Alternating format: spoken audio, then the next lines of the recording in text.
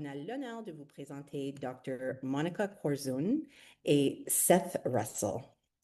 Dr. Monica Corzoon est professeure adjointe au sein du programme d'études sur la durabilité et l'environnement de l'Université St. Thomas à Fredericton. Avant de rejoindre l'Université St. Thomas, Dr. Corzoon a effectué 2 stages postdoctoraux, l'un à l'Université Dalhousie, où elle s'est intéressée à la durabilité sociale dans l'industrie agroalimentaire, et l'autre à l'Université Saint-Paul, où elle a étudié la relation entre la sécurité alimentaire et la gouvernance collaborative des systèmes alimentaires. Outre son travail dans le milieu universitaire, Dr. Corzoon possède plusieurs années d'expérience dans les secteurs privés à but non lucratif, notamment au sein de réseaux pour une alimentation durable et du réseau communauté nourricière. Dr. Corzoon est membre du conseil d'administration de Coalition Atlantique d'Action en alimentation et responsable d'un pilier au sein du réseau Terrain d'entente. Monica, I hope I haven't said your last name incorrectly. Monica, j'espère que j'ai bien prononcé ton dernier nom. Seth Russell est étudiant à temps plein de premier cycle à l'Université St. Thomas, où il est actuellement en 2e année. Il suit un double cursus en psychologie et en études sur la durabilité et l'environnement. Son objectif est de devenir psychologue clinicien et il espère d'étudier l'impact de la nature sur la santé mentale ainsi que les possibilités de l'utiliser à cette fin. Seth aime passer du temps en plein air et imaginer les projets pour sa future film. Alors, sans plus tarder, je passe la parole à Monica et à Seth. Over to you.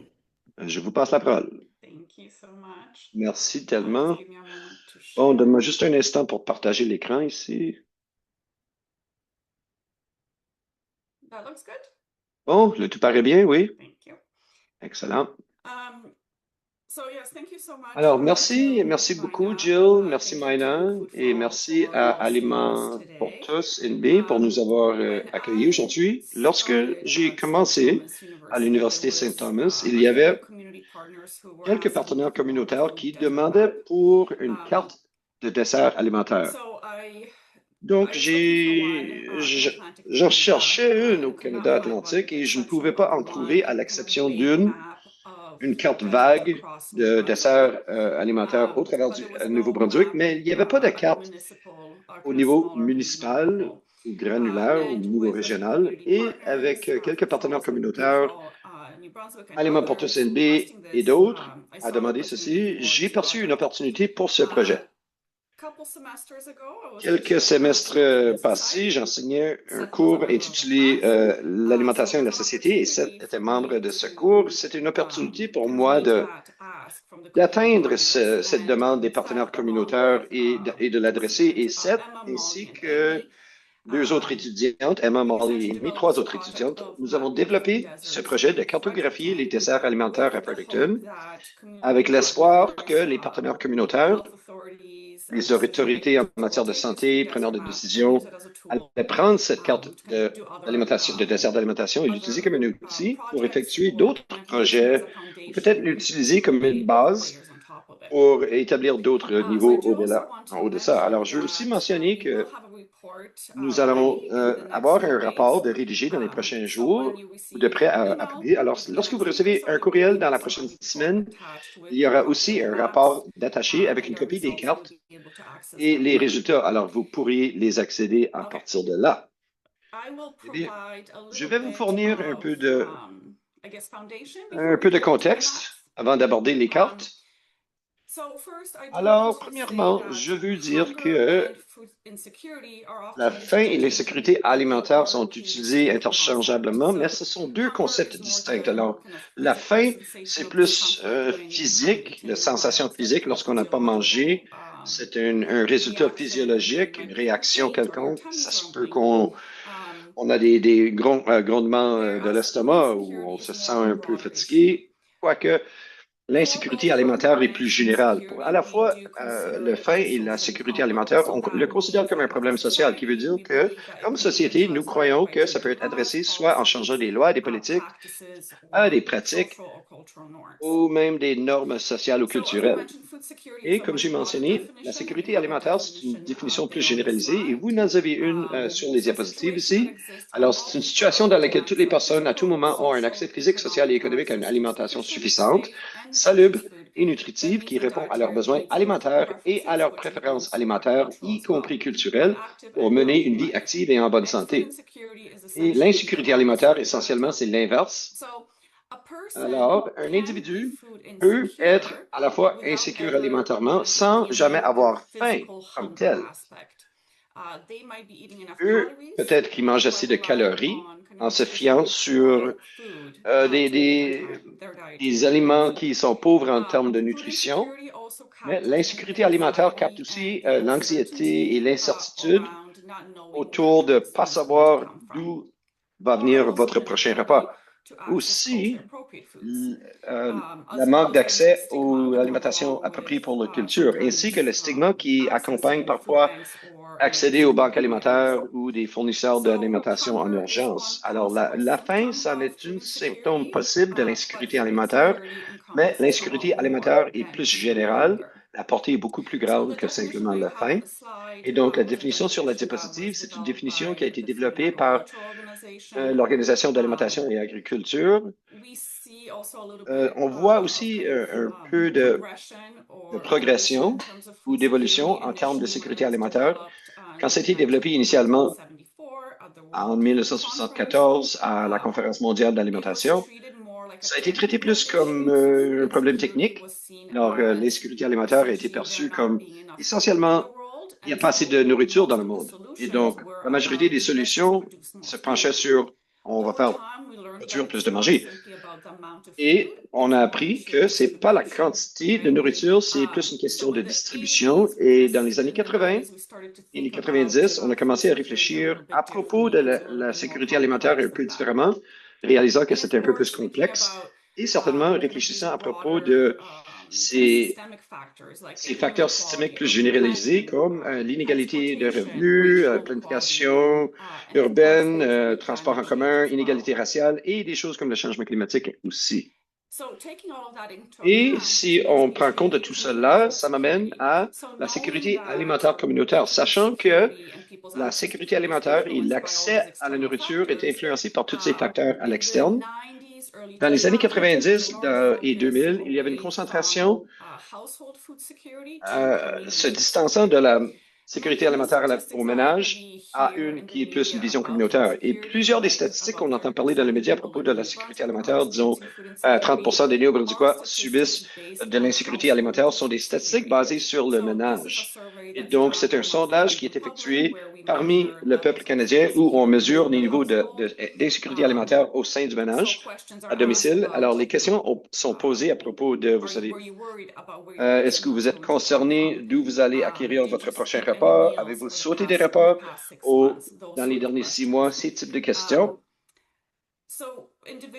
Et donc, au niveau individuel ou à ménage, c'est impacté par l'environnement dans lequel elles habitent ou les quartiers. Et donc, voilà la raison pour la concentration sur la sécurité alimentaire communautaire. Ce dernier incorpore les niveaux du ménage, mais aussi considère l'infrastructure, les ressources, les conditions sociales qui sont nécessaires pour que ces résidents atteignent leurs besoins alimentaires avec dignité. Alors, sortant de ce concept de sécurité alimentaire communautaire, ça a donné lieu à des concepts de dessert alimentaire, des marais alimentaires ainsi que des mirages alimentaires que vous aurez peut-être entendu parler aussi. Alors, des desserts alimentaires, encore une petite définition, c'est les zones où les choix alimentaires ne sont pas accessibles aux résidents. Ce sont des quartiers dans lesquels les résidents ont de la difficulté à acheter des aliments de santé comme des fruits et des légumes parce qu'il n'y a pas d'épicerie ou de supermarché, ou même s'il y en a une, peut-être qu'ils n'ont pas ces items sur site. Souvent, les résidents dans les desserts alimentaires vont devoir se aller des grandes distances pour accéder à des fruits et légumes frais ou des aliments ayant plus de nutrition. Les déserts alimentaires sont mesurés dans diverses manières avec différentes stratégies. Généralement, au niveau municipal, au niveau urbain, c'est souvent un rayon de 1 km, alors 1000 mètres, mais certainement, c'est mesuré différemment dans les zones rurales. Alors, dans les zones rurales, dépendamment du contexte, plusieurs études au Canada qui mesurent les zones rurales, c'est à peu près 16 km, mais parfois, c'est aussi mesuré en temps. Alors, combien de minutes ou dans les zones vraiment distantes, combien d'heures ça vous prend pour vous rendre à l'épicerie? Alors, c'est mesuré différemment dépendamment du contexte. Et une des premières études au Canada qui ont été effectuées sur les déserts alimentaires, c'était en 2008 à London, Ontario. Il y avait beaucoup d'études aux États-Unis avant ça, mais au Canada, c'était dans les débuts des années 2000. Et cette étude a clairement démontré un lien entre le revenu dans les quartiers et une pénurie d'accès aux aliments. Alors, les résidents habitant avec un faible revenu dans les villes, dans les situations urbaines, avaient très peu d'accès aux épiceries et supermarchés. À Winnipeg, il y a plusieurs études qui ont été effectuées là qui démontrent un lien clair entre faible revenu et accès aux épiceries. Mais ultimement, dépendamment de quelle ville on discute, parfois les déserts alimentaires sont plus prononcés. Alors, dans l'Ontario du Sud, il y a très peu de déserts alimentaires où ils sont très petits. Mais dans d'autres régions, il se peut qu'ils sont très répandus, comme à Edmonton ou Saskatoon. Les déserts alimentaires sont immenses dans ces villes. Et encore une fois, dans le Canada atlantique, nous n'avons pas réussi à trouver des cartes de déserts alimentaires au niveau municipal. Et une distinction importante à faire que certains d'entre vous ont trouvé intéressant, c'est que la recherche confirme généralement que les déserts alimentaires sont un plus grand problème aux États-Unis, dans les villes, qu'ils le sont ici au Canada. Au Canada, le problème, c'est plus des marécages alimentaires. Ce sont des zones où les choix alimentaires sains sont étouffés par l'abondance d'aliments malsains, tels que le McDo, les nourritures rapides ou d'autres sources qui fournissent des aliments qui ont passé par beaucoup de fabrication, comme les dépanneurs, etc. L'accès à la nourriture, c'est pas le problème. Le problème, c'est l'accès facile et en abondance aux nourritures non nutritives, des aliments malsains. Quoique les déserts alimentaires se concentrent sur la pénurie de nourriture fraîche, les marécages, c'est plus beaucoup d'accès aux aliments malsains. Et on trouve des marécages alimentaires dans les quartiers à la fois à faible revenu et haut revenu. La différence, c'est qu'on prend pour acquis que ceux qui vivent dans les quartiers à haut revenu peuvent améliorer leur choix alimentaire parce que eux ont plus d'options ou accès à une automobile, alors ils peuvent essentiellement conduire ou trouver accès à une autre région avec des options saines et on prend pour acquis que ceux à faible revenu n'ont pas cet accès ou un accès limité. Beaucoup d'études effectuées sur les marécages alimentaires au Canada, plusieurs en Ontario du Sud, démontrent aussi une relation étroite particulièrement entre la santé et les marécages alimentaires. Généralement, ils démontrent que ceux qui habitent dans les marécages alimentaires ont des taux élevés d'handicap, de diabète, désolé, et des problèmes cardiovasculaires.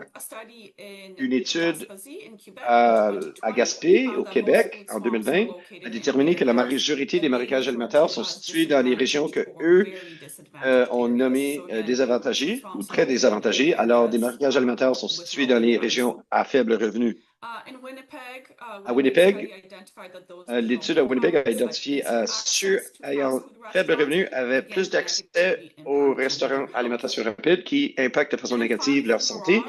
Et finalement, le mirage alimentaire, c'est des zones où les magasins d'alimentation semblent nombreux, physiquement sont là, mais où l'accès à une alimentation saine est limité en raison des prix élevés. Alors, j'imagine que beaucoup d'entre nous peuvent comprendre ça maintenant. Et certaines études vont se concentrer ou vont inclure des préférences culturelles dans le mirage alimentaire aussi, voulant dire qu'il y a des épiceries ou des supermarchés, mais ces derniers ne fournissent pas des alimentations importantes pour les cultures. Alors, ces alimentations pourraient ne pas être appropriées pour ces résidents ou ces communautés. Plusieurs études faites sur ceci à Toronto, particulièrement comme partie de la gentrification au travers de la ville. Les mirages alimentaires font partie d'une plus grande discussion liée à la justice alimentaire et la sécurité alimentaire, démontrant que l'accès physique en soi-même ne garantit pas accès à la nourriture saine.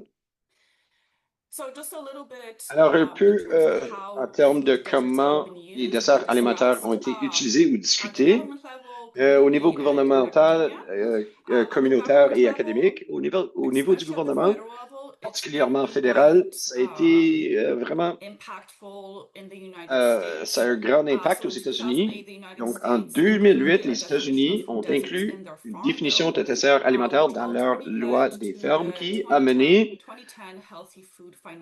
à l'initiative d'alimentation saine de 2010, qui était pour amener les épiceries et des autres vendeurs de nourriture saine aux communautés rurales et les communautés à faible revenu. Ils ont aussi développé quelque chose intitulé l'Atlas environnemental alimentaire, qui est un outil de cartographie numérique qui sur les divers types d'environnements alimentaires aux États-Unis. L'administration Obama a aussi mis des millions de dollars dans une initiative qui était censée encourager les vendeurs d'alimentation saine pour s'incorporer dans les desserts alimentaires, avec le but d'éliminer les desserts alimentaires urbains et ruraux au travers des États-Unis. Au Canada, nous n'avons pas vu un grand impact des desserts alimentaires au niveau fédéral. Où on a vu le plus grand impact, c'est au niveau municipal. Alors, plusieurs municipalités qui avaient des cartes de desserts alimentaires ont pris des initiatives telles que des réductions d'impôts pour attirer des épiceries aux régions moins servies, où ils ont développé des politiques pour attirer des marchés fermiers, des jardins communautaires. Il y avait toute une explosion autour des marchés d'alimentation saine mobile. Quelques années, particulièrement à Toronto, tout ayant le but d'augmenter l'accès à la nourriture fraîche. Et au niveau communautaire et organisationnel, les organisations communautaires, c'est une situation assez unique parce qu'eux ont utilisé les cartes de desserts alimentaires, mais ils ont aussi été très actifs en les mettant au défi comme concept et communauté. Traditionnellement, les cartes de desserts alimentaires, il y avait la tendance d'éviter des stratégies communautaires de sécurité alimentaire comme des petites épiceries, des marchés de fermiers, des jardins communautaires. Alors, plusieurs organisations prenaient cette carte de dessert alimentaire et les agrandissaient, tout en incluant des données additionnelles comme les fermes urbaines, les fournisseurs d'alimentation d'urgence, les marchés de fermiers et ainsi de suite. Alors, pour ce projet, j'ai l'espérance qu'on ait cette carte de dessert alimentaire, mais qu'ensuite, les organisations communautaires pourraient le prendre et ajouter des couches pour fournir une perspective plus représentative de l'allure réelle du système alimentaire, dans ce cas-ci, dans la ville de Fredericton. Les partenaires communautaires ont aussi utilisé des cartes de dessert alimentation pour plaidoyer pour un changement de politique, faisant appel pour le contrôle communautaire dans les commerces de détail, les épiceries, soutenant des jardins communautaires, des coopératives d'alimentation, ou aussi augmenter le transport en commun dans la ville. Alors, pour les gens qui habitent dans un dessert alimentaire, avec accès au transport communautaire ou en commun, peuvent accéder à des meilleures options d'alimentation. Mais en même temps, pour les organisations communautaires ont été très actives et vocales en critiquant le concept aussi. Il y a beaucoup de critiques, de négatifs avec ces desserts alimentaires et on sait que proximité géographique en soi-même ne reflète pas les habitudes d'achat ou accès à la nourriture qui est soit appropriée pour la culture ou contenante à cette nutrition. Le concept peut être un stigma et attribue la blâme aux communautés en soi-même. C'est souvent forcé sur les communautés et ça décrit, utiliser le terme dessert alimentaire, ça décrit la communauté comme une place négative où, en fait, il y a toujours beaucoup de culture et de vie au sein de cette communauté. Utilisant le concept ou le terme dessert alimentaire ainsi que marécage alimentaire suggère que c'est un peu naturel, Mais en fait, ce n'est pas le cas. Les desserts alimentaires et les marécages alimentaires, ce sont des endroits qui ont été construits par des politiques et des facteurs systémiques. Encore, on sait que si simplement on inclut plus d'épiceries, particulièrement les grands comme les supermarchés, ça en soi-même n'adresse pas les défis présentés par l'insécurité alimentaire. Alors, simplement ouvrir les portes à un nouveau supermarché ne veut pas dire que les gens vont manger plus de nourriture et manger plus sain. Alors, l'insécurité alimentaire, c'est pas un problème technique qui peut être adressé avec un nouveau supermarché. Similairement, l'éducation en soi-même n'adressera pas non plus. Les solutions éducationnelles, souvent, ils vont changer la responsabilité de l'individu sur les résidents au lieu de regarder au système en entier. Et donc, les organisations communautaires ont été très vocales en disant qu'il y a beaucoup de ces forces systémiques et historiques, incluant les lignes rouges, la fuite des Blancs, inégalité de transport, les barrières au prêt, entrepreneuriat, les dérogations, ce sont tous responsables pour des déserts alimentaires et des marécages alimentaires. Ce ne sont pas des situations naturelles. Et finalement, au niveau académique, beaucoup de recherches à propos des desserts alimentaires en particulier et les marécages, ça crée des liens à la santé. Beaucoup de recherches se concentrent sur comment ceux qui vivent à faible revenu, les communautés, particulièrement les communautés racialisées, subissent des taux plus élevés d'insécurité alimentaire et sont plus propices à vivre dans des communautés moins desservies et ayant moins de ressources. Et ceci contribue à la différence dans les impacts sur la santé, qui met l'emphase sur les modèles structurels comme le racisme, la discrimination et la planification urbaine, et la manque d'investissement historique dans certaines régions ou certains quartiers. Et finalement, certains d'entre vous vont trouver soit plate ou intéressant, c'est les métriques, comment on mesure les déserts alimentaires sur un axe de temps. La majorité utilise des systèmes informatiques graphiques, ou GIS, pour analyser l'emplacement et la densité de différents types de magasins de nutrition, mais il y a aussi eu une évolution comment c'est utilisé pour devenir de plus en plus précis. Et Seth va toucher un peu sur certaines méthodologies utilisées aussi. Beaucoup de recherches tendent à définir la condition communautaire avec des frontières très formelles. Cependant, on sait que en vraie vie, la perception des gens de leur quartier ou leurs environnements pourrait être très différente. Alors, plusieurs recherchistes vont utiliser GIS ainsi que des méthodes observationnelles ou des opinions des participants pour une image plus précise et plus riche de l'accès à l'alimentation où les gens acquièrent leurs alimentations. Et c'est comme ça qu'on veut que cette recherche soit utilisée. Nous avons développé cette carte, mais on voulait que ce soit utilisé comme un outil, la première étape, disons. Alors, on espère que ce sera utilisé par d'autres, incluant des organisations communautaires, des preneurs de décision, les autorités à la santé, et qu'eux pourront utiliser cet outil comme une ligne de base et ajouter des couches. Alors, même si le concept a été critiqué, c'est souvent sursimplifié, je crois fortement que les desserts alimentaires peuvent être utilisés comme un outil puissant. Ils aident à démontrer des problèmes autour de l'inégalité en santé, en matière de santé, peuvent donner des cibles mesurables au gouvernement pour de l'intervention et peuvent donner aux organisations communautaires une stratégie pour attirer de l'attention aux injustices structurelles. Et bon, maintenant, avec la base que Monica vous a donnée, je peux faire la partie la plus intéressante de ceci, la méthodologie. Avant de définir certains autres termes ici, je vais définir la portée de notre étude. Dans ce cas ici, nous avons utilisé les 12 quartiers de Fredericton qui sont simplement les régions municipales électorales et comme Monica a noté tantôt, la majorité de l'action canadienne envers les desserts alimentaires ont été au niveau municipal et on espère que cette recherche pourrait être utilisée par ces municipalités et avec les élections municipales qui s'en viennent, peut-être une considération importante. Alors, on va commencer. On va aborder la définition de ce que veut dire une épicerie, parce que c'est un concept assez vague, mais d'autres provinces ont des politiques déjà en place qui définissent légalement une épicerie et même dépanneurs, restaurants au Nouveau-Brunswick. Alors, on a dû créer une basée sur ces autres études et ce qu'on a déterminé, c'est que tout magasin de détail non saisonnier qui vend des viandes, des fruits et légumes non traités, frais. Alors, on va toucher à chacune de ces composantes une à la fois. Alors, non saisonnier et permanent, la composante est importante parce que avoir une source stable et invariante, un emplacement pour assurer l'accès physique à cette nourriture est important. Aussi, ça s'aligne avec la composante de sécurité alimentaire d'avoir accès physique à tout temps. Et dans ce cas ici,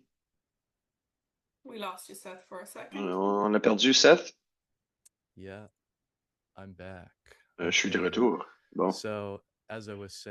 Et comme je disais, avant que je me fasse interrompre par mon ordinateur, c'est que généralement, s'aligner avec la sécurité alimentaire, avoir une installation permanente, non saisonnière, parce que avoir accès physique à tout temps, comme j'allais dire, c'est pas toujours ouvert, mais avoir un emplacement qui ne change pas d'endroit rend ça plus accessible. Donc, généralement, d'autres études canadiennes, la deuxième composante, la viande et fruits et légumes fraîches, eux ont noté l'importance de ceci et dans ce cas ici, ils agissent comme un bon indicateur de l'infrastructure et des licences d'alimentation pour vendre une variété d'autres produits tels que le lait, les œufs, pain, et ainsi de suite.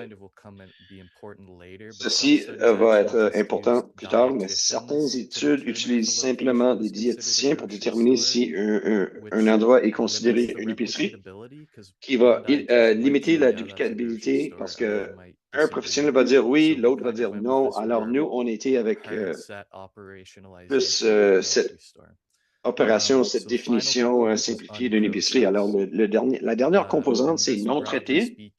Et ça, de façon générale, Monica mentionnait avec des marécages alimentaires, les aliments traités sont considérés pas des alimentations de santé. Alors, avoir cette composante agit pour être aligné avec la conception que les aliments doivent être de santé pour éviter d'avoir un dessert alimentaire et ça se relie à la sécurité alimentaire dans le sens qu'il y a une demande d'alimentation ayant de la nutrition. C'est pas simplement des calories, ça doit être la vraie nourriture, des fruits, des légumes, etc. Alors, tout ça ensemble, la définition agissent pour éliminer les dépanneurs parce qu'eux n'atteignent pas le seuil de fraîcheur. De plus, ça élimine aussi des marchés de fermiers qui peuvent être perçus comme une limitation due à la nature non permanente de leur approche. Mais peu importe, c'est toujours assez généralisé pour capter les petits magasins culturels jusqu'au supermarché. Et puisque c'est si général, on a dû créer la distinction entre les petits et les grands magasins. Et dans ce cas ici, si un magasin est appartenu par une des grands 5, qui sont simplement Loblaws, Sobeys, Metro, Walmart et Costco, eux étaient considérés une grande épicerie. Et la raison qu'on a utilisé ces 5, c'est qu'eux composent à peu près 80% du marché d'épicerie au Canada. Cependant, tout autre magasin ont été considérés petits et, comme ce sera noté plus tard, ils sont particulièrement importants pour atteindre les préférences alimentaires requises pour la sécurité alimentaire et même l'accès social, parce que ces petits magasins sont souvent culturels. Juste une petite graine pour plus tard. Alors, le domaine d'étude et la définition des épiceries, nous, à ce moment-là, on avait besoin d'une stratégie pour trouver les épiceries dans notre domaine d'études qui ont atteint cette définition. En premier lieu, pour avoir une liste, on a utilisé Google's Places API, qui est simple, qui vous permet de chercher pour des entreprises dans une région géographique et ça vous fournit une liste de ces entreprises. Ça a toute une grande portée d'utilisation, mais dans ce cas ici, c'est comme ça qu'on l'a utilisé. Et aussi les pages jaunes. J'ai fait toute la lecture des pages jaunes. Je vous recommande pas de faire ça. C'est pas amusant, pas du tout. Et ça s'est pas avéré utile non plus parce que les Google Places API a fourni vraiment une liste compréhensive et savait tout ce que les Yellow Pages avaient et encore plus, mais ça a été utilisé par des autres études, les pages jaunes. Alors, pour s'aligner et dupliquer ce qu'eux ont fait dans le passé, nous avons utilisé ça aussi comme source. L'API n'était pas parfait. Certains endroits étaient en dehors de la région de l'étude. C'était facile à noter et les exclure. Certaines n'étaient pas des épiceries qu'on pourrait s'attendre. Je vais expliquer. On est seulement à la première étape de 2 sur cette section de méthodologie. Alors, si on voulait les vérifier, certains d'entre eux n'étaient pas des épiceries du tout et ça en a manqué quelques-uns. Ils pourraient potentiellement être définis comme des épiceries. Ils n'ont pas atteint le seuil, mais ils devaient être trouvés utilisant des recherches généralisées de Google. Mais comme j'ai dit, ils n'atteignaient pas le seuil de la définition. Alors, on a compilé une liste pour vérifier ces emplacements.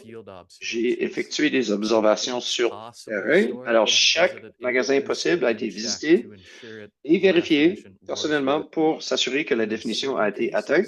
Et dans certains cas, j'ai collecté des données de coordonnées en utilisant le GPS sur mon téléphone. Pour plusieurs, il y avait des données précises satellites et avec les observations, je savais déjà où la porte d'entrée était, alors je pouvais avoir les coordonnées exactes. Mais, par exemple, No Frills au bout de Two Nations Crossing n'existait pas. Alors, j'ai dû me rendre sur site pour avoir les coordonnées exactes de l'emplacement.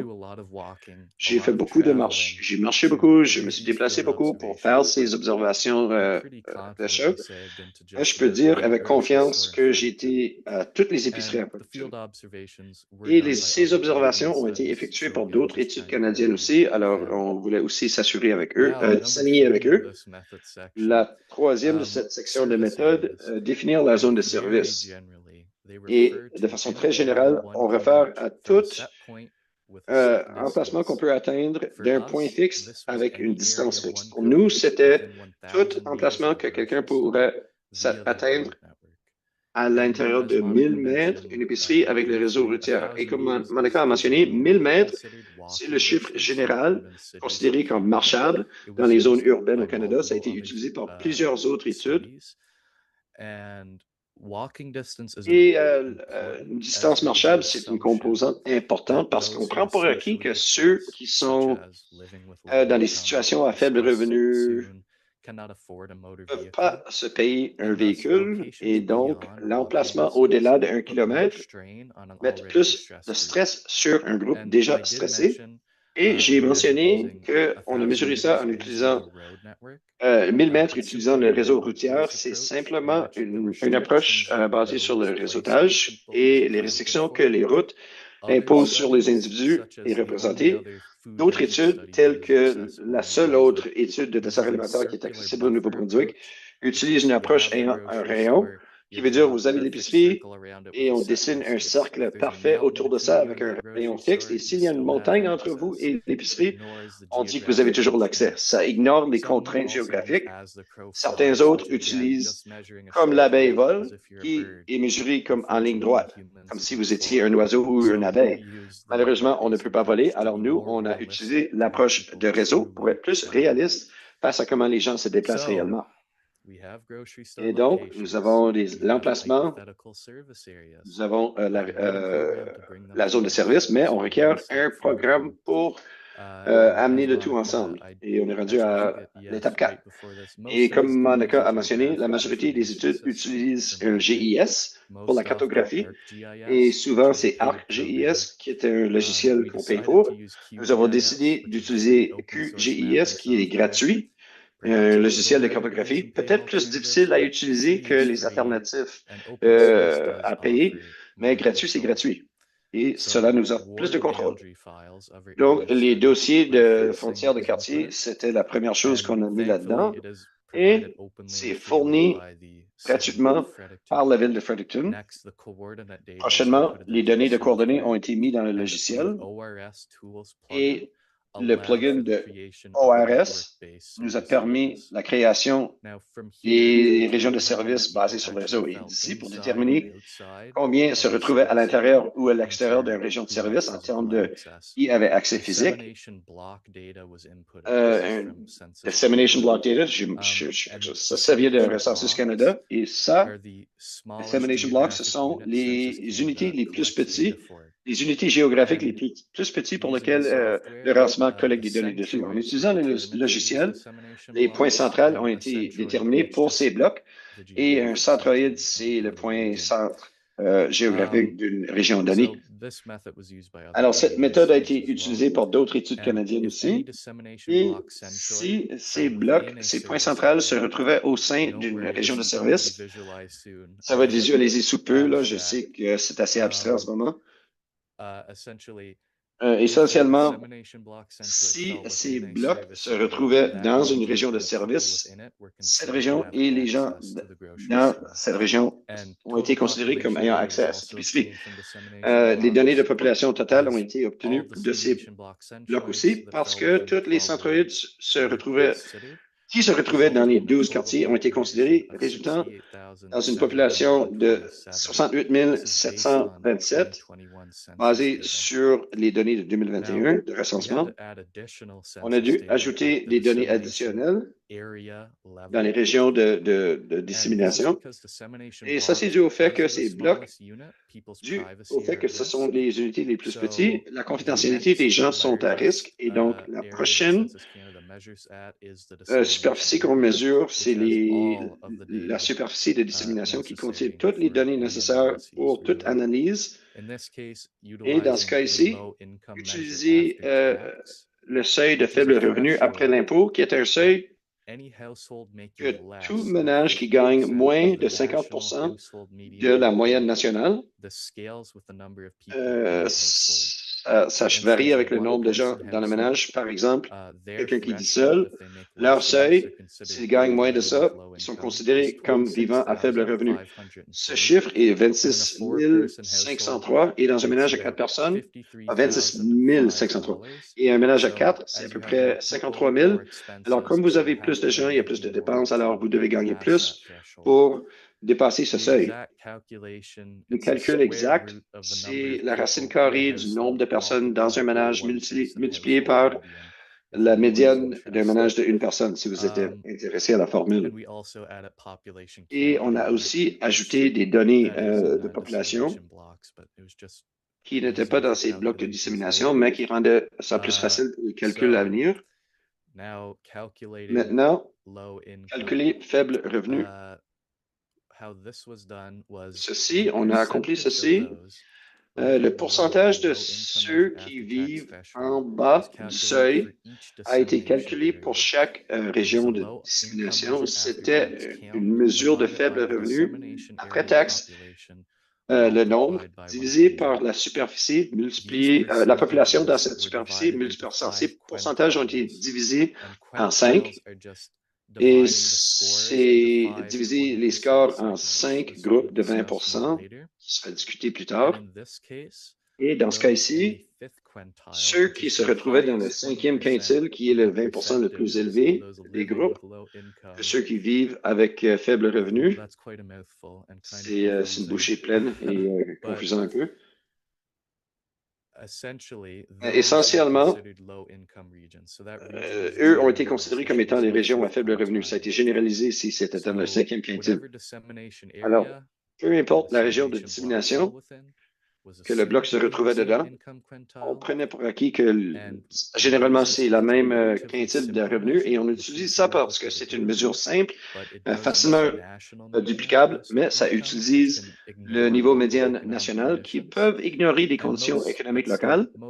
Et la majorité des études diffèrent sur ce qu'ils mesurent la détresse sociale comme étant. Plusieurs utilisent une formule ou une autre de revenus. Alors, on s'enligne toujours avec ça. Et avec tout ça, on peut atteindre l'opérationnalisation d'un désert alimentaire. Et pour nous, c'était tout bloc de dissémination qui se trouvait dans le 5e quintile de revenus et se retrouvait en dehors d'une région de service. Et avec ça, passons à quelque chose de plus amusant, ou du moins pour moi, avec la carte. Voilà. Et voilà l'année scolaire, le résultat d'une année scolaire de travail. Et maintenant, on commence à voir une représentation visuelle de tout ce qu'on discutait. Ces frontières ici représentent les quartiers. Nous avons les épiceries représentées par les points. Les carrés noirs, nous avons la verdure ici qui représente la région de service. Et pour essayer de déterminer où vous vous retrouvez dans tout ceci, la rivière Woolastook suit cette ligne centrale ici. Et l'hôtel de ville à Fredericton est ici. D'autres endroits notables pour vous situer. Après ici, c'est l'université St. Thomas et UNB. Et ici, ça c'est Two Nations Crossing. Et on espère que vous pouvez vous situer avec ça. Maintenant, aux chiffres, tout au travers des 12 quartiers de Fredericton, 20 épiceries ont été identifiées avec à peu près 1,7 magasins par quartier. Et vous pouvez voir 5 des 12 quartiers n'avaient pas d'épicerie dans eux, notamment quartier 1, 3, 5, 11, 12. Donc, 1, 3, 5, 11, 12. Chacun d'entre eux n'ont pas d'épicerie. Ils ont dû se fier des régions de service des autres quartiers. On peut aussi noter que la majorité des épiceries sont concentrées dans le centre de la ville et comme on approche la périphérie, ils commencent à disparaître. Alors, 67,6% de la population totale n'avait pas accès physique à une épicerie. Ce qui veut dire seulement un tiers de la population habitait en dedans du seuil de 1000 mètres ou distance marchable à une épicerie. Alors, allons à la prochaine diapositive. Très excitant. Vous pouvez voir ici les secteurs d'activité et répartition des revenus, comment c'est un peu différent, les formes, mais toujours dans les quartiers de Fredericton. Alors, ceci, ça peut être un peu difficile à expliquer, mais c'est quand même pas mal simple. Donc, cette carte visualise la distribution des pourcentages de ceux qui se retrouvent sous le seuil de faible revenu après taxes et donc sont considérés à vivre à faible revenu. Les pourcentages ont été divisés en 5 quintiles, chacun contenant 20% des scores.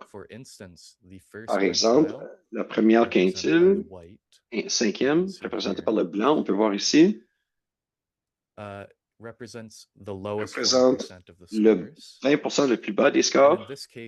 Et dans ce cas ici, ce que ça voulait dire, c'est 0 à 5,7% de la population se retrouve sous le seuil de faible revenu après impôt et la région est considérée comme étant le moins détressée avec ceux qui vivent avec faible revenu.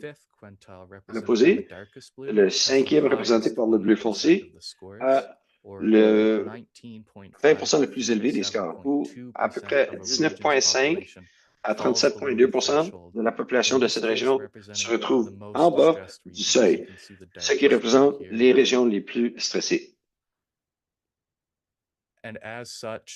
Et comme ça, c'était les seules régions qui ont été considérées à faible revenu. Maintenant, avec le tout, voici les statistiques.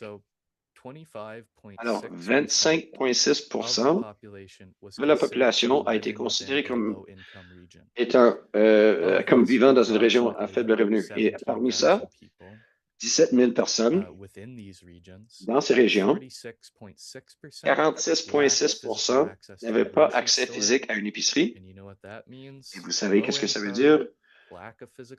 Faible revenu, pas d'accès physique, dessert alimentaire, qui nous amène à la dernière carte ici. Et Seth, je veux juste te donner ton avertissement de 10 minutes. Il te reste 10 minutes. Parfait, merci. Ceci va être rapide pour terminer. Alors, les régions jaunes, c'est maintenant des blocs de dissémination. Ils représentent des déserts alimentaires. 11,9% de la population totale est considérée comme étant dans un dessert alimentaire. On espère que vous pouvez vous situer ici. Oui, on espère que vous n'êtes pas dans une région, mais essayez de situer ici où.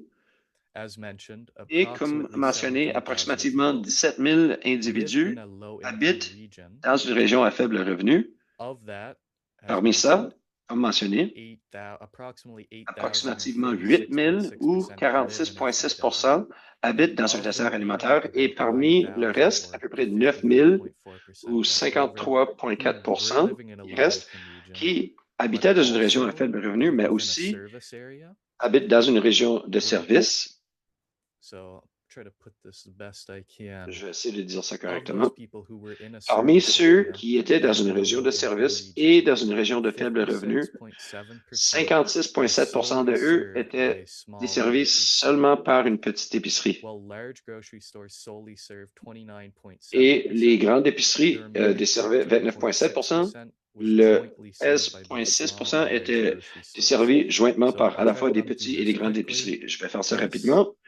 Ceci, c'est Victory Meat Market au centre-ville. Ensuite, vous avez le Sobeys et le Superstore. Et seulement les régions qui ne sont pas plus foncées, parce que ça démontre un chevauchement, est considéré simplement desservi par eux. Et les régions foncées sont desservies de façon jointe.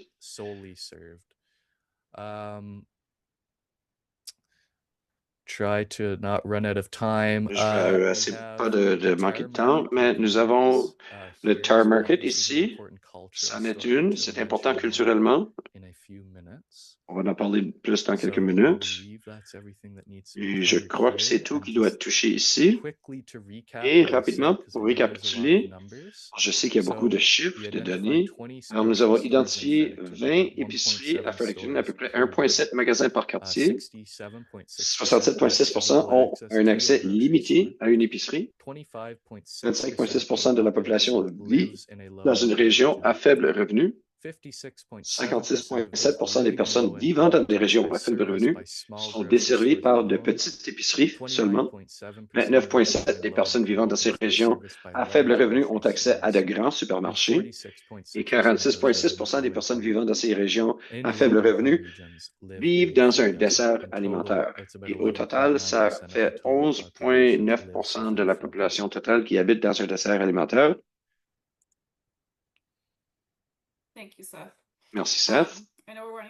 Et je sais qu'on manque de temps, mais je vais me donner 2 autres minutes. Bon, je vais faire ça rapidement.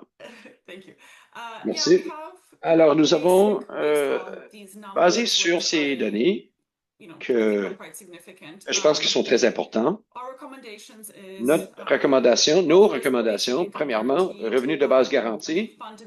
C'est-à-dire, problème fondamental, c'est une question d'accessibilité financière autant que proximité. Donc, encore une fois, ajouter un supermarché à une région à faible revenu ne va pas améliorer l'accès si les résidents ne peuvent pas aborder le coût de la nourriture vendue. Alors, des revenus de base garantis, essentiellement, c'est une solution en aval. Et pour plusieurs recherchistes et des activistes, des militants d'anti-pauvreté, c'est un outil promettant pour adresser la sécurité alimentaire. Et certains des chiffres que Seth a présentés vraiment démontrent, comme d'autres recherches l'ont fait, que plusieurs gens qui habitent à faible revenu sont desservis par des petites épiceries. C'est pas le Loblaws, c'est pas le Costco, c'est les petites épiceries. Donc, je pense que fournir plus de soutien à ces petites épiceries est essentiel. Encore une fois, on doit changer le narratif et se distancer du question de si on a un dessert alimentaire, on ne peut pas simplement le résoudre avec un supermarché. Un supermarché semble plus concentré et ça fait pas d'expansion de la région de service. Mais des petits magasins culturellement appropriés, quand ils sont bien soutenus, sont plus efficaces, on fait plus de confiance et sont plus intégrés dans leur communauté et donc sont plus propices à desservir les membres communautaires que les supermarchés. Seth, veux-tu parler un peu de l'importance culturelle d'un des magasins que tu as visité? Yeah, I have Oui, a couple of good j'en ai examples. The j'ai Tire quelques bons Market exemples. Convenience Le Tire Market and One Nation et Market, which is actually le halal. One Nation Market qui When I est was doing halal. my field Quand je observations, faisais mes the observations, people there were les gens qui étaient speaking their là native language, parlaient buying leur their native langage cultural original, food, achetaient leur and alimentation so culturelle. Et basically these donc, small cultural ces stores petites offer food that installations is offrent de la meaningful to them nourriture both qui est importante, symbolically significative et and symbolique dietarily, which is et, critical for et food de façon security. diétaire, qui est critique pour la sécurité alimentaire. Merci. Et donc, il y a aussi beaucoup d'études qui vont ignorer ou sous-estimer le rôle des petites épiceries, mais encore une fois, ils jouent un rôle très important à adresser l'insécurité alimentaire, particulièrement du perspective culturelle. Je sais qu'il y a beaucoup de discussions maintenant autour des épiceries publiques et que je vous encouragerais, basé sur notre recherche, j'encouragerais les preneurs de décision de vraiment considérer la composante culturelle si elles veulent utiliser des épiceries publiques comme stratégie d'adresser l'insécurité alimentaire. Et encore une fois, au lieu de se concentrer sur les grandes épiceries, on peut aussi utiliser des petits espaces comme les dépanneurs, des stations d'essence pour améliorer l'accès aux options saines.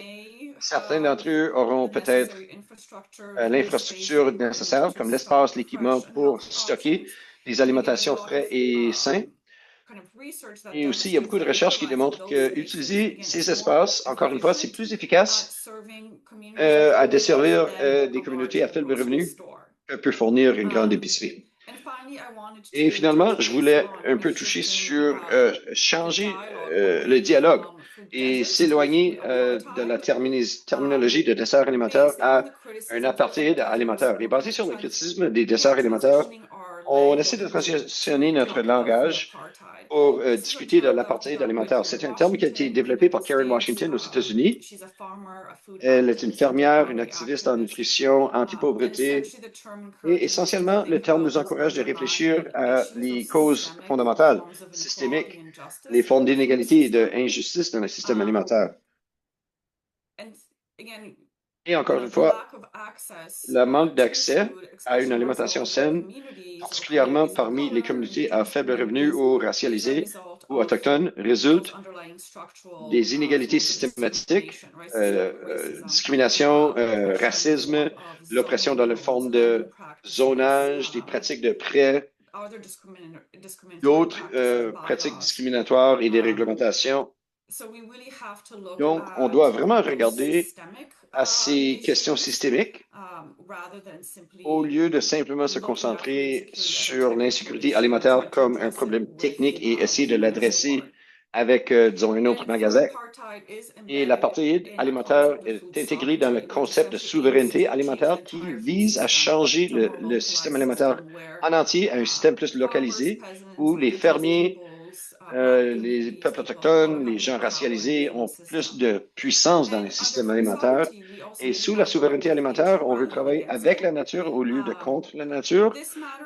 Ceci est important parce que le changement climatique impacte notre système alimentaire et ça impacte les chaînes d'approvisionnement.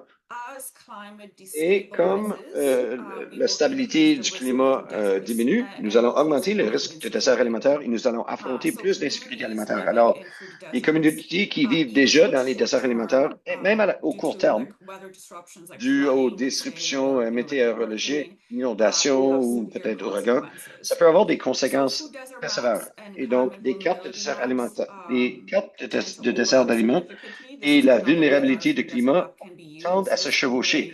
Et c'est une autre manière d'utiliser nos cartes, c'est regarder le chevauchement avec la vulnérabilité face au climat. La recherche a démontré que les communautés à faible revenu ont 10 fois moins d'accès à la nourriture, mais aussi sont plus vulnérables aux disruptions climatiques. Donc, les communautés qui sont moins équipées pour confronter les disruptions climatiques sont souvent ceux qui éprouvent de la difficulté avec l'accès à l'alimentation. Alors, la cartographie des desserts alimentaires est un outil utile pour cette planification, mais aussi pour la planification à la résilience climatique. Alors, des conclusions clés, ce serait autour de la langage, comment on définit le problème, c'est important. Les concepts qu'on utilise, que ce soit la faim, les sécurités, des marquages, apartheid, vraiment vont former les types de solutions que nous allons déterminer. Ça va déterminer les besoins acquis vont être atteints et lesquels sont ignorés. Encore une fois, les desserts alimentaires sont simplement un outil. Ils peuvent être utiles, mais on doit certainement comprendre les lacunes et les fossiles et espérons travailler avec beaucoup de partenaires communautaires et les gens qui vont prendre cette carte et vraiment l'utiliser comme leur base et ajouter d'autres couches qui ensuite nous donnera une image plus éclairée de ce qui se passe et certainement des outils politiques, adresser des questions systémiques. C'est certainement central et essentiel.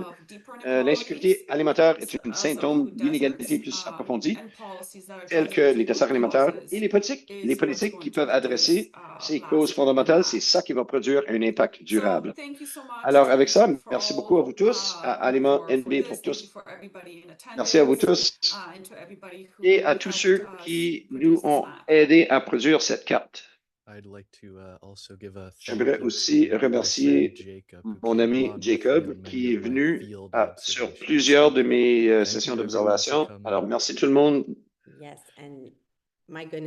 Et mon Dieu, très, très illuminant et complet vos travaux. Vous avez entrepris pour traiter ce projet. Merci si tant d'avoir présenté Seth et Monica. Et je suis toujours contente d'avoir du temps pour des questions-réponses. Il y avait des questions qui sont survenues dans le clavardage, comme vous présentiez, et on a un peu, à peu près 30 minutes parce que nos intervenants ont si bien effectué leur temps. Alors, j'inviterai les gens de poser leurs questions. On aimerait que tout le monde ait la chance de poser les questions qui ont survenu pour Seth et Monica. Alors, vous pouvez soit enlever votre sourdine, peut-être lever la main, puisqu'on a plusieurs, ou vous pouvez vous sentir libre d'écrire votre question dans le clavardage. Et je voulais juste donner un rappel qu'on enregistre l'événement d'aujourd'hui et nous allons téléverser ce vidéo à YouTube et le partager avec le réseau en entier. Donc, si vous enlevez la sourdine pour poser une question et le vidéo est dessus, vous allez faire partie de l'enregistrement. Il se peut que vous avez un moment vous allez devenir célèbre avec Food for All. Mais si vous ne voulez pas, on peut fermer la caméra et vous ne serez pas enregistré. Mais j'aimerais tout d'abord inviter Eva de poser sa question. Elle l'a posée un peu tantôt. C'est lié à la revue que vous faisiez, à comment les aliments sont catégorisés ou identifiés. Eva, voulais-tu poser ta question ou voulais-tu que je la pose? Vas-y. On prend pas. Vous pouvez m'entendre, oui. C'est par rapport au mirage, marécage et dessert. C'était le mirage. Est-ce que ça considère le fait que les aliments non sains sont moins dispendieux que les choix sains? C'est-tu considéré dans la définition? C'était un peu comme les épiceries. Si c'est un peu inaudible, je l'ai. Est-ce que c'est quelque chose que vous avez considéré? Avoir accès aux alimentations saines, c'est limité dû au prix élevé. En termes de mirage d'alimentation, les recherchistes vont l'utiliser différemment. La majorité du temps, c'est simplement regarder au coût des aliments sains, ce qu'on considère ayant plus de nutrition, et le fait que c'est là, physiquement, le magasin est là, les aliments sont là, mais dû au prix, ce n'est pas accessible. Mais comme j'ai mentionné tantôt, il se peut qu'il y ait d'autres facteurs, tels que le manque de nourriture culturellement appropriée, que ce soit le coût de ces aliments. J'ai pas vu ça dans la recherche autour des mirages alimentaires, parce qu'encore une fois, l'idée, c'est que les aliments sont là, mais on ne peut pas les accéder. Yeah, that's. I could add a bit Je like pourrais ajouter food un peu, swamps. comme les marécages That's where alimentaires. I C'est have là seen où people j'ai vu beaucoup mention de gens affordability mentionner in the sense that l'abordabilité, when dans le I'm sens que overwhelmed by lorsque fast je suis food or surchargé par convenience stores, la convenience et les sometimes dépanneurs, they are parfois, actually cheaper ils than sont moins the chers alternative. So que food l'alternative. swamp Et or food donc, les mirage marécages can alimentaires et overwhelm all des of these mirages concepts, alimentaires peuvent certainly chevaucher can. dans tous ces concepts. But yeah, it's a good question, a Mais fair c'est une bonne question. question, Everyone question juste. disagrees. I'll Tout le say monde that. est en They désaccord. Je vais tend to like, dire ça I aussi. like my Toutes les food swamp recherchistes ont tendance definition, à or I dire, like my food j'aime ma deserts définition definition. ou la It's a bit sienne. C'est convoluted, vraiment, but generally speaking, de façon générale, c'est ça que c'est. Thanks. Eva, does that answer your Merci. question? Est-ce que ça répond à ta question, Eva? Oui, merci. Thanks. Charlene Charline a demandé, Lambert. I don't know if Charline you're Lambert, there, je ne if you sais wanna pas si ask tu es là, the Charline, ou si tu veux poser ta yourself. question, But she wondered about mais food elle se delivery demandait services. à propos des services de livraison. Je ne la vois pas, alors je vais y aller. What about food delivery services? Qu'en est-il des services de Can they livraison? help to get Peuvent-ils healthy aider food in à areas that are more livrer la nourriture saine dans les régions desservies, moins desservies? Je dirais, ça dépendrait en termes de clarification. Est-ce que c'est des services de livraison pour lesquels on paye? Parce qu'à ce moment-là, c'est un coût additionnel.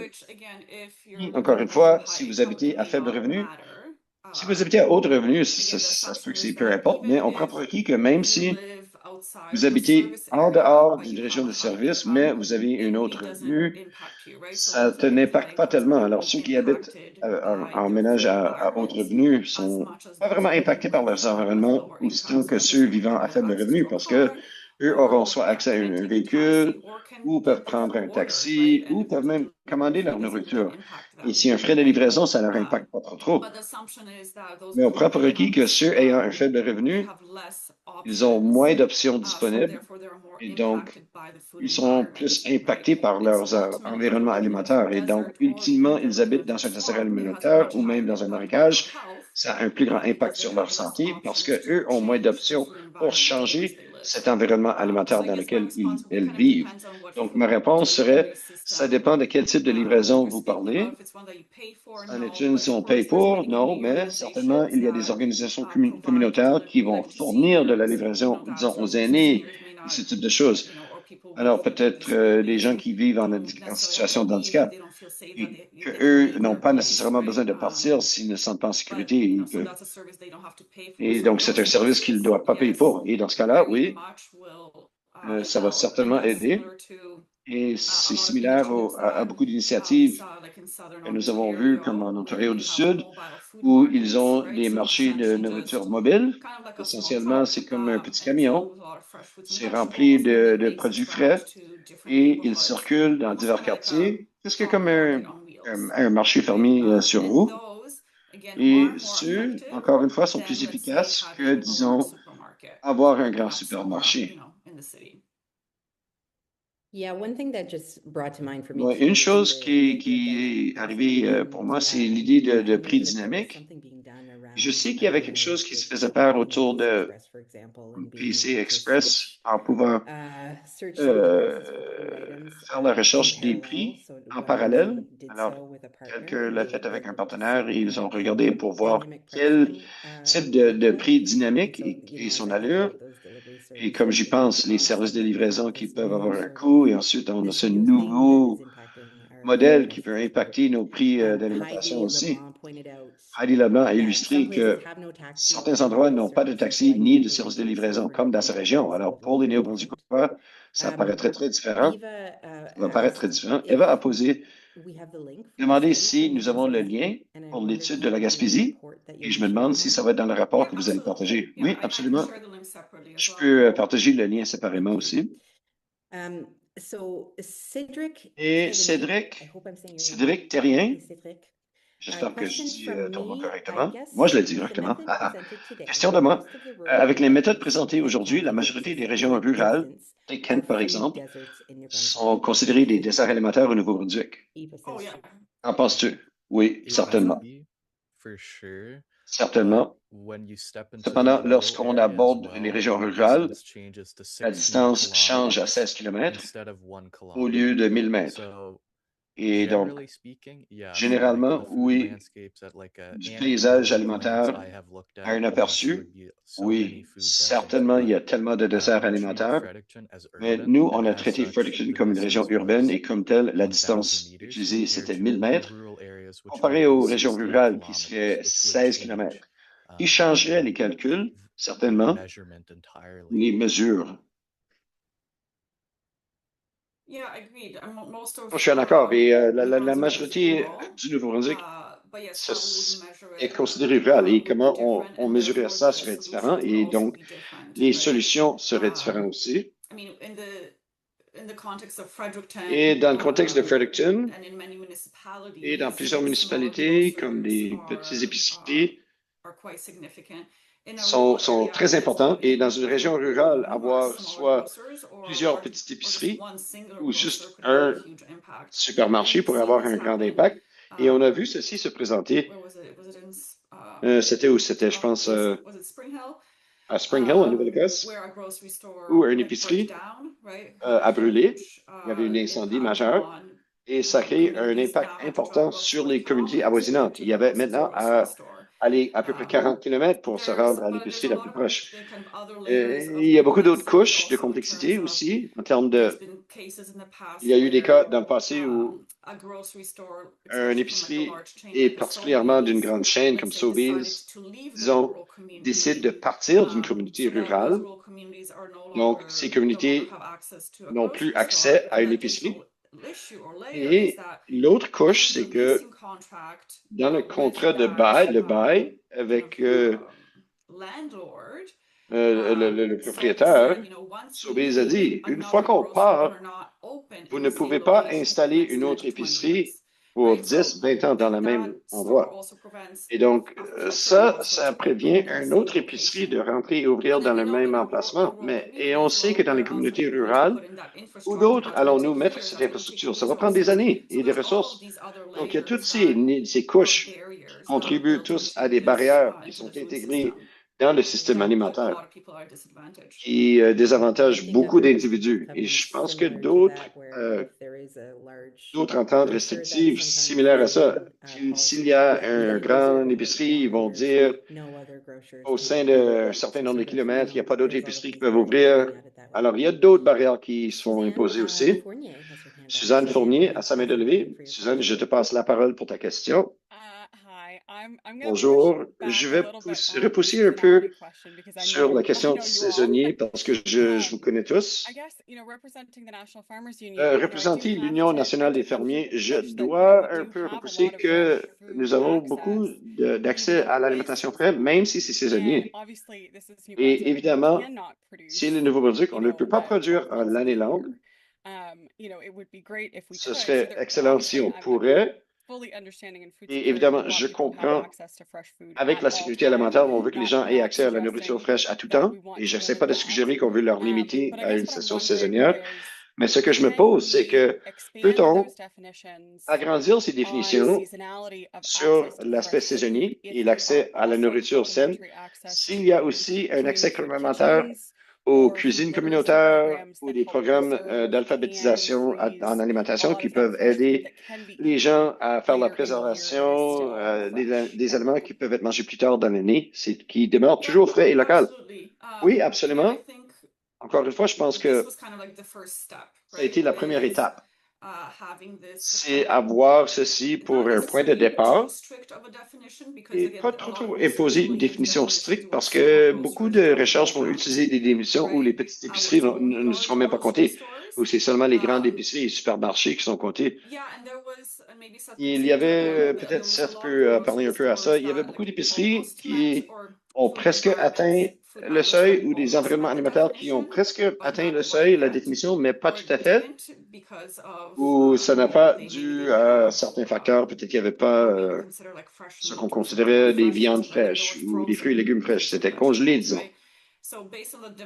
Alors, basé sur la définition utilisée, certainement, il y aurait beaucoup plus de magasins, je ne sais pas si tu veux fournir des exemples, mais qui ont presque atteint la définition, mais there pas tout à were fait. Oui, il y avait quite a few. plusieurs, Like Schultens, for comme instance, Schultens, par exemple, had like avait infrastructure in place and l'infrastructure had like nécessaire some. et avait I certains think aliments. Monica went in and I think Comme they Monica had est like rentrée a et il few y avait processed meats and a few quelques other things viandes in there and traitées et des whatnot, produits but laitiers, mais not enough to like pas be assez fresh pour, vegetables pas assez de or fruits et fresh légumes fruits or ou des, fresh meat that ou wasn't des viandes fraîches qui highly n'ont pas été processed. super traitées. Salt and Pepper Grocery Store is another example where they Épicerie had sel et fresh poivre, produce, eux but they avaient des didn't fruits et have légumes fresh fraîches, meat. mais il n'y avait pas de viande So fraîche. there's so many of Et these donc, il y a locations tellement that de are so ces close to emplacements meeting the qui definition sont that très près de la unfortunately there définition, has to be mais a cutoff malheureusement, somewhere, on but doit it absolutely créer la can be limite à quelque part. Ben, on peut expanded. And I certainement did do agrandir an cette alternative définition. Et map j'ai fait une carte where the alternative fresh où component was la actually composante like fraîche a removed. été So enlevée. frozen produce that Alors, wasn't des fruits et processed, légumes frozen congelés qui meat n'ont pas été that traités, wasn't processed, viande and congelée qui n'a pas produce. été traitée, il n'y a And rien d'ajouté. generally, it Et généralement, changed it by 3%. ça a seulement changé les Like choses par 3% 3%. more people gained more Donc, access. 3% ont gagné plus So d'accès. that's why I didn't really Donc, c'est pour speak ça about it like qu'on n'a pas trop normal, but parlé it de ça could. parce que l'effet And c'était farmers minime. markets, it was also Et les marchés de included in fermiers, there. ça a été Actually, inclus like I aussi. loosened the definition, J'ai but vraiment yeah, I can agrandi la definitely see définition, mais point. je It peux is an certainement important voir ton point consideration, comme une absolutely. considération importante, certainement. Yeah, so I think within this, Et je I guess pense within que the borders of Fredericton, it didn't dans make too much of Fredericton a comme difference, tel, but ça fait pas definitely trop de looking différence, toward mais rural certainement, communities, si it on would. regarde aux communautés rurales, ça But affecterait I les encourage mesures, community mais partners to j'encourage les snap partenaires it, add communautaires à that prêter layer, cette carte, right? Like ajouter add cette the layer couche, of the farm ajouter la stands, couche you des know, of the fermes farmers et des market, kiosques et du marché de but kind of providing fermiers. the base and On vous fournit la base. yeah, and maybe over time, yeah, we Et can add peut-être au more fur of et à those mesure, on layers pourrait as ajouter well, de plus right? en plus de And couches. one of the barriers too Et une des barrières like aussi, for us as researchers is pour nous comme having recherchistes, the c'est list, right? avoir Like la having liste a comme concrete telle, list. So some avoir of une them, liste concrète. you know, farmers Et markets donc, are easy, certains, but tu sais, marché des fermiers, c'est having facile, mais a list of avoir people une who liste de like gens farm qui, stands, right? disons, des Having kiosques de that list would make things a ferme. lot Avoir cette easier liste for us to rendrait then les add choses plus those simples pour layers, nous. right? So there was a lot of Ensuite, things we ajouter kind ces of wanted couches. to do, but Il y a beaucoup de choses qu'on voulait faire, because we didn't have the mais list or it would take so much puisqu'on time to n'avait pas la obtain the liste, list, ou ça it prendrait made it a lot si difficult longtemps to add d'obtenir those la liste, additional ça a rendu layers. ça très difficile d'ajouter ces couches additionnelles. Knowing Seth had to read the entire Et yellow sachant que Seth a dû lire the toutes work les that went pages into jaunes, determining, le travail qui a those été à assets. déterminer ces actifs, There's some c'est great important. comments coming in the Des bons chat commentaires qui as rentrent au well. clavardage. Katie Lindsay is talking about Ellie growing up in rural parle de areas with grandir no en grocery ruralité competition, sans compétition food being d'épicerie. a single store and Les aliments dans un food seul magasin et elle feeling more dit que expensive. c'est beaucoup plus For a rural dispendieux. community, there are a lot Alors, of dans ces widows and communautés kids and rurales, il y a fixed beaucoup income, de so it's difficult. aînés et de gens qui vivent sur revenu fixe. Et donc, il y a des gens qui parlent de la distance entre leur maison et les magasins. Je vois Heidi dit 25 à 35 kilomètres.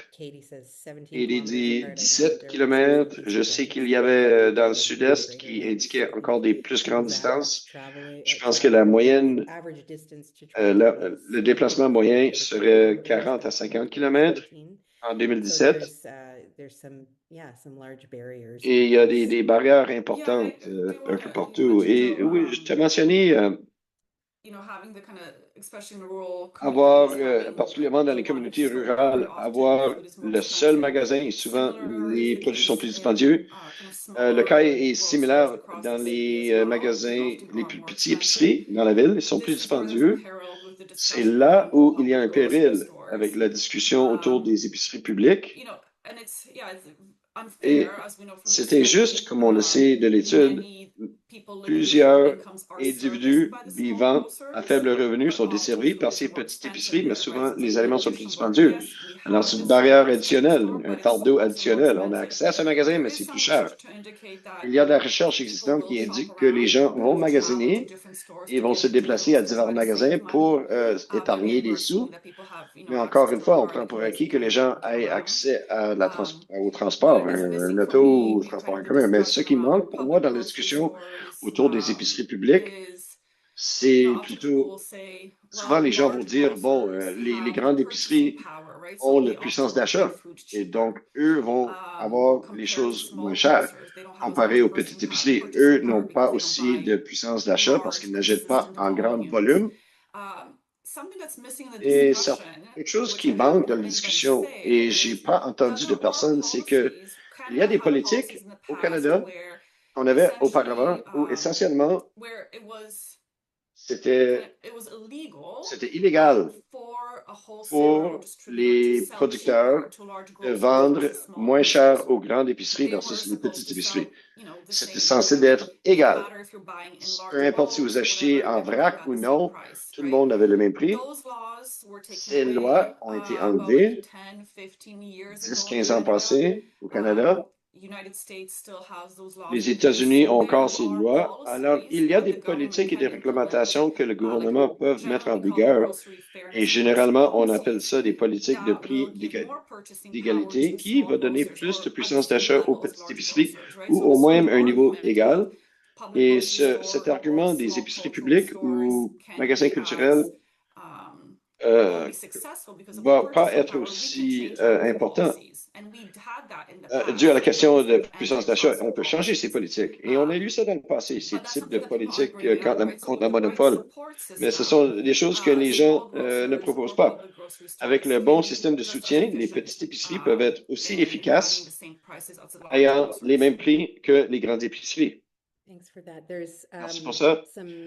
Il y a quelques ressources dans le clavardage ainsi qu'un autre commentaire. Jennifer Thériault a mentionné que les coops communautaires, les prix sont un peu plus élevés et la variété est limitée, mais une des communautés a la chance d'avoir 2 marchés fermiers dans la région et eux ont créé une boîte de solidarité pour les ménages à faible revenu d'accéder.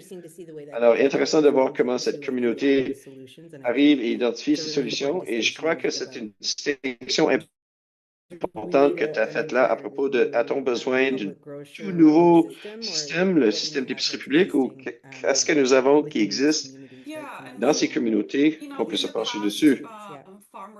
Et dans le passé, les marchés de fermiers ont été perçus comme élitistes. Les coûts sont élevés.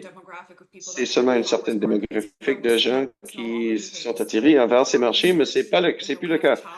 De plus en plus, la recherche met au défi cette mythe que les marchés fermiers, que les espaces locaux sont élitistes.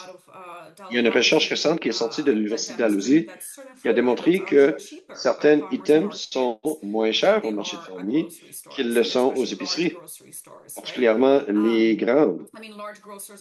Les grandes épiceries sont vraiment attachées à ce qui se passe sur le marché international. Les fermiers, un peu moins, ou pas au même degré. Alors, eux peuvent fournir des items à un prix juste. Et l'inflation au marché de fermier, à moins provenant de cette recherche, est beaucoup moins élevée que l'inflation des prix aux grandes épiceries. Alors, il y a certainement c'est beaucoup plus accessible que c'était auparavant. Et excellente transition, je pense à quelques ressources qui ont été partagées par Suzanne Fournier. Une qu'elle a mentionnée, Alt Grocery Store, le site web qui, je pense, a été développé au cours de COVID. Suzanne, tu peux me corriger si je suis en erreur, mais qui va montrer, ça fournit une liste d'épiceries alternatives et différents endroits accéder à la nourriture, mais aussi ce rapport de prix équitable pour l'alimentation, publié par NFU, qui parle un peu à ce que tu viens de parler.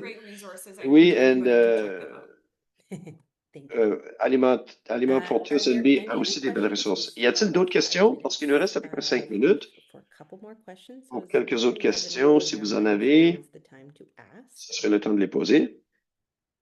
Cédric. Vas-y, Cédric, je te passe la parole. Tu peux enlever ta sourdine, poser ta question. Je voudrais savoir si vous avez l'intention de faire d'autres cartes au Nouveau-Brunswick. Oui, c'est un projet qui a commencé comme projet de classe et ensuite, Seth et moi, on l'a vraiment apporté et a mis beaucoup d'efforts et de temps pour essentiellement un semestre complet. Et ce serait, je pense, basé sur la méthode qu'on utilise. Ce serait difficile de faire ça dans les autres villes, à moins qu'il y ait des subventions de fournies. Seth, si tu as quoi que ce soit à ajouter à ça. I won't say Vous savez, no. je ne vais pas dire non. Moi, personnellement, If there's money out there, s'il y a des subventions de disponibles et des gens qui sont intéressés, dites-moi. Mais ça prend beaucoup de travail parce que j'ai dû me déplacer tout au travers de la ville de Fredericton et me présenter à chaque magasin. Je pense que ma liste était 40 épiceries possibles et de le couper à 20 à travers de la vérification. Donc, c'est un processus itératif qui requiert beaucoup de temps avec la méthodologie courante. Il y a beaucoup de choses que j'aimerais améliorer. Autre manière de l'approcher, mais je ne veux pas dire non. Faire plus de cartes. Ça va certainement ouvrir la porte d'en avoir plus. Ceci, c'est comme la brise-glace pour des activités de cartographie alimentaire au Nouveau-Brunswick et au Canada Atlantique en général. Mais merci, Cédric, pour la question. Il y en a eu d'autres qui ont demandé, particulièrement à Moncton-Saint-Jean, pour faire quelque chose du genre. Mais oui, ça requiert beaucoup de temps. Seth, lui, il aura pas assez de semestres pour faire ce type de travail au niveau scolaire. Et je pense que, si vous allez me permettre une blague, l'appétit est renforcé pour ce type de travail. Et au sein de Aliments pour tous, on explore des différentes stratégies pour développer ces inventaires d'actifs alimentaires. Et je vois qu'il y a tellement de connexions là. Katie Lindsay a dit, si vous choisissez, on peut travailler avec vous à la commission de services régional. Ayant cette capacité de faire la cartographie, il y a beaucoup de partenaires communautaires qui pourraient vous assister à la cartographie et le travail lourd. Mais à l'addition d'avoir plus de cartes et ajouter ces couches additionnelles, une autre couche qu'on voulait ajouter, mais on n'avait pas le temps, c'était regarder la race, ethnicité ou regarder aux nouveaux arrivés pour voir où habitent-ils. Vous savez, une banque alimentaire ou des fournisseurs d'alimentation d'urgence, si eux conservent leurs données, ils peuvent chevaucher notre carte avec d'où proviennent leurs clients. Est-ce qu'ils proviennent des desserts alimentaires ou non? Donc, il y a toutes ces couches additionnelles qui vont ajouter plus de nuances et vont vraiment éclaircir l'image de l'environnement alimentaire dans cette région. Et donc, s'il n'y a pas d'autres questions, je regarde au temps et je pense que ça nous amène vraiment vers la fin du webinaire Qu'en est-il de l'alimentation? Alors, avant de terminer, je vais dire un grand merci au département néo-brunswickois de santé, notre partenaire de financement, et à Patrick pour l'interprétation, à Maria Brideau qui nous aide à enregistrer notre événement comme un ami de Food for All et bénévole, et à Seth et Monica, certainement pour votre excellente présentation ainsi que votre travail et certainement le temps que vous avez pris ici à répondre aux questions et partager votre travail avec nous. Et on ne peut pas terminer sans dire un grand merci à toutes vous qui sont arrivés ici aujourd'hui pour participer et apprendre un peu plus à propos des systèmes alimentaires au Nouveau-Brunswick. Et donc, dans le clavardage, nous allons mettre le lien à un sondage. On aimerait vraiment entendre votre rétro sur l'événement d'aujourd'hui. Ça nous aide à planifier des excellents avenirs qui sont utiles aux individus. On veut savoir qu'est-ce qui vous intéresse et qu'est-ce qui vous fait dire « What the food ». Dites-nous pour qu'on puisse aider à planifier et organiser ces sessions pour vous. On va vous envoyer l'enregistrement, le lien au sondage, ainsi que les diapos via un courriel sous peu dans la prochaine semaine. Et si vous n'avez pas déjà, veuillez vous inscrire pour notre bulletin de nouvelles qui vous informera sur nos webinaires et projets à venir, d'autres événements, d'autres opportunités, ainsi que des ressources liées à la sécurité alimentaire au Nouveau-Brunswick. Et avant de partir, Turn the mic je back veux over passer to à Seth, nouveau because la Seth parole, and Monica, before we parce que close, Seth et Monica, avant de terminer, anything, y a-t-il I quoi want que to ce give you the soit? last word. Anything Je you vais vous could donner la want to dernière leave parole. Y with a-t-il the quelque kids chose que today? vous aimeriez laisser, des dernières pensées? Moi, je veux simplement vous encourager. Veuillez lire le rapport, partager le contenu et vraiment, si vous pouvez et vous avez la capacité, utilisez ceci comme un outil pour agrandir, pour qu'on ait plus de connaissances par rapport à ce qui se passe dans notre environnement alimentaire. Yeah, absolutely. Absolument. I'd also like to add, Je voudrais aussi ajouter, anyone is able to do tout le this monde kind peut of faire ce mapping. type The de stuff is there, cartographie. very Les steep outils sont learning là. curve. I'd C'est like to une go courbe out, map d'apprentissage, your mais food allez environment. If cartographier votre anyone's environnement interested, I alimentaire. have Si like vous êtes the raw intéressé, coordinate data j'ai of les données de CSV coordonnées files. avec des If you fichiers would like, you CSV. might reach out to me somehow, Et I'm si sure. quelqu'un peut me I'll be contacter, happy to give je that serais to très you, but content de vous donner yes. ces données. For Mais sure. c'est ça, And we, of certainement. course, are Et here nous, if folks would sommes like to ici. be in touch with Si me les and gens others aimeraient who contacter participate in Monica the ou program. Seth, veuillez And I contacter would Food note for All. that Et municipal j'aimerais elections are noter que coming up les in élections the municipales s'en coming viennent weeks. dans les prochaines Of course, we semaines. don't have food desert maps. Certainement, nous, on n'a pas de carte de so dessert that everyone's alimentaire reading the pour la same province, mais times je pense que ce and sont sort of des chatting outils about the utiles importance pour of discuter de food systems l'importance with de nos systèmes leaders that alimentaires would be avec les coming forward dirigeants making qui decisions seront for élus et communities. qui vont prendre des décisions So pour thank nos you. collectivités. Yeah. Certainement. Si vous êtes concerné de l'alimentation, la politique, s'engager dans la politique, c'est certainement une bonne stratégie. So thank you again, Avec everyone, ça, for being merci à vous here. tous Monica and d'être Seth, thank ici. you again. Monica, And Seth, have a merci wonderful encore end to your et day, je vous souhaite everyone. tous une Bye belle for journée. now. Thank you, everyone. Au revoir.